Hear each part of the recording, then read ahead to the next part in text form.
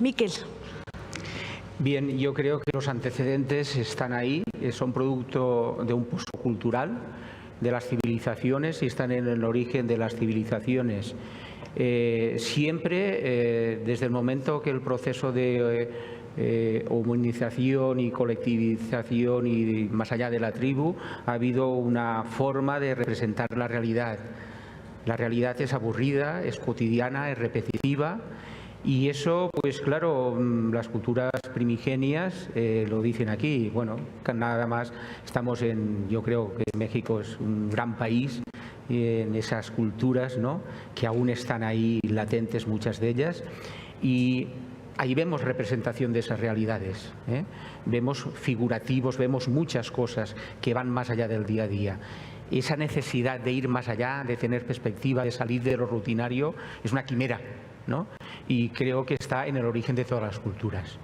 Si vamos evolucionando en el tiempo, pues vemos que esa realidad se hace más real, tiene más verosimilitud, si queréis, y en el Renacimiento tal vez se llega a una perfección de la imagen, que después vendría la fotografía, la haría. Eso son quimeras, ¿no?, de querer ver lo que está ahí, pero no de llegar a la realidad tal cual, porque lo importante es ir más allá de hacer morphing, transformar, etcétera, estas cosas.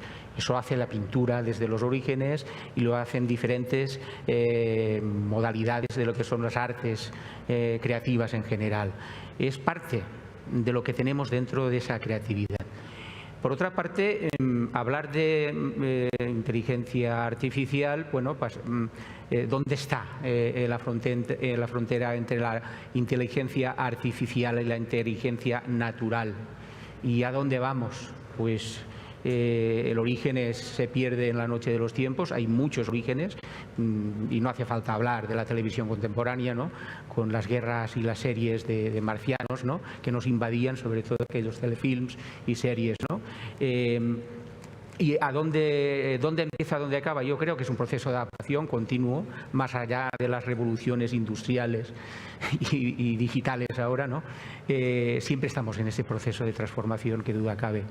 En la medida que la realidad artificial llegue a unos parámetros de desarrollo de diseño más parecidos a lo que es la realidad natural, pues es el objeto, ¿no? Lo demás no dejará de ser una quimera y sobre todo no dejará de ser lo que es aquel que la construye, porque la realidad artificial lo que necesita, y ahora tiene una gran desconexión, y hablaremos después si acaso, de lo que es la misma. La realidad artificial existe en la medida que hay muchos metadatos y que hay mucha información añadida, ¿eh?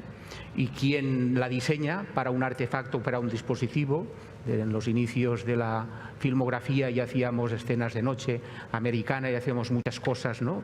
Los resolvíamos con máscaras. Yo me acuerdo cuando hacía mis primeras diapositivas y imagen fija, ¿no?, que trabajaba con máscaras y coloreaba y hacía escenarios y paisajes que no existían. ¿Y eso cómo lo has hecho?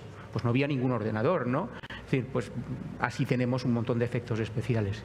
Pero no deja de ser un elemento que se construye para un objeto determinado. Hemos hablado aquí en la presentación, en la anterior ponencia, que la realidad artificial nos puede traer muchas cosas, pero siempre hay detrás un creativo, un constructor, una producción. Se hace para un objeto. En la medida que no tenga todos los parámetros que tenemos nosotros, la variabilidad de esos parámetros, estaremos en el espacio de las cuantificaciones. Claro. No de la cualificación y de la opinión, que es otro espacio.